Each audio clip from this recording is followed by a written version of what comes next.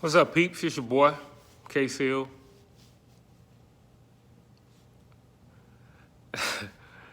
We living in troubling times, man. Um, Social media, the news, just anger everywhere. And I get it. I get it.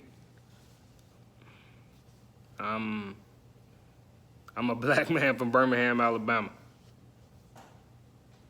I get it. The stuff I've seen, the stuff I've heard of, the stuff that I've gone through. I just want to encourage, my white brothers and sisters to just try to understand. That's it. Just try to understand. I'm not asking you to try to agree. Just try to understand. Not try to understand looting or hurting people or vandalizing things. That's not what I'm trying to get you to understand. I want you to try to understand and try to just listen to what, African Americans, minorities have been saying. The problem is real. I remember when I was 17,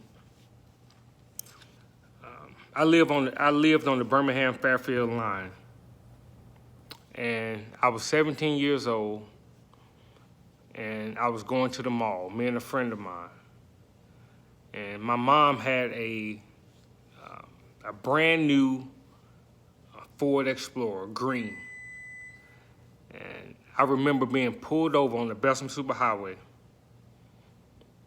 me and my friend, and the cops asked for license, registration, all those things. I'm driving.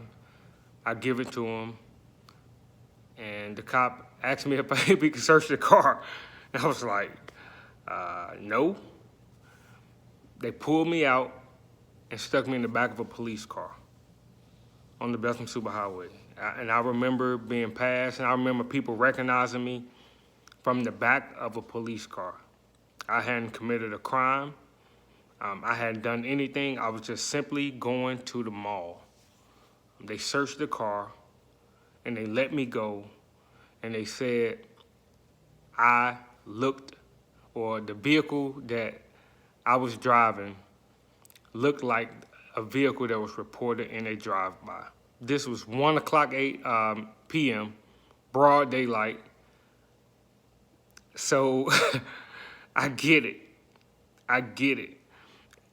And I don't think, and the crazy part about that, I had known things like this happen so much, and I ain't even think none of it. I was just like, whatever. That's how normalized things like that was, being racially profiled and things of that nature. I have been pulled over a number of times as a teenager, not as much as an adult, but definitely as a teenager where I'm from, I was pulled over multiple times with the "you fit the description" item. I have seen cops with my own eyes rob people, rob them, pull them over, get their money, let them go. That is a fact. I'm not even lying about these things. The harassment, the beatings, these things are true. And we thought, okay, if we have a witness, we're safe. You have a witness. Nope, that witness is invalid. Why? Because that witness is from your neighborhood, that witness looked like you. And then it's like, okay, if we have a witness that doesn't look like me, i.e., anybody that's not black, white, Mexican, Indian, Asian, whoever, if they can validate our story, we'll be good. No. Rodney King incident happened. We have it on camera now. Hopefully that's good. No. So people are tired. People are upset. People are angry. The history of this country shows that if you are a minority and you have these type of complaints It doesn't matter if you have witnesses, if you have video evidence, the chances of the police force getting off or being acquitted is just is higher than if the races were reversed.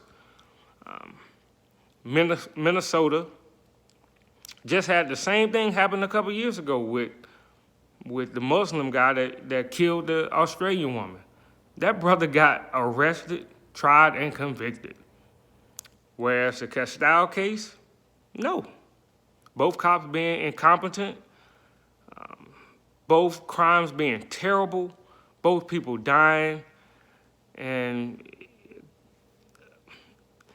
what else can we say was the reason for one to be acquitted and the other one not to be? Neither one of them were caught on film, but that's why people are upset. Looting, vandalism, all that stuff is bad. But I'm just asking, just try to understand. And I'm talking to all my brothers and sisters. I don't care what your political affiliation is. I have friends, black and white, that support Trump, don't support Trump. I just need everybody to be against racism and racial profiling. The cops, I'm a security forces member, which is a Air Force cop. I can't begin to describe or try to sympathize what my civilian cop brothers go through because there's more. The people that I dealt with in my 19 years had clearances. I can tell they commanders, first sergeants, things of that nature. You don't have that on the outside. It's not an easy job. It's not. It's a hard job.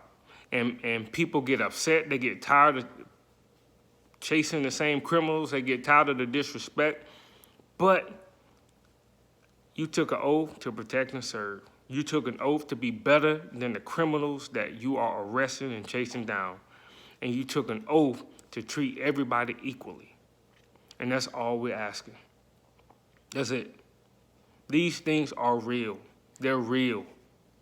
I can't say that enough. These are things I'm bringing from my own experience. These are things that I fear for my kids, my son and my daughter. My daughter is a firecracker. My daughter will fight back. We just have to be better. And all I'm asking, if, on this small platform that I have, just try to understand. Talk, have a conversation where you're not, where you try to have an open mind and let's try to figure out a way to be better. These problems they're not made up. They're real. Let's be better, America.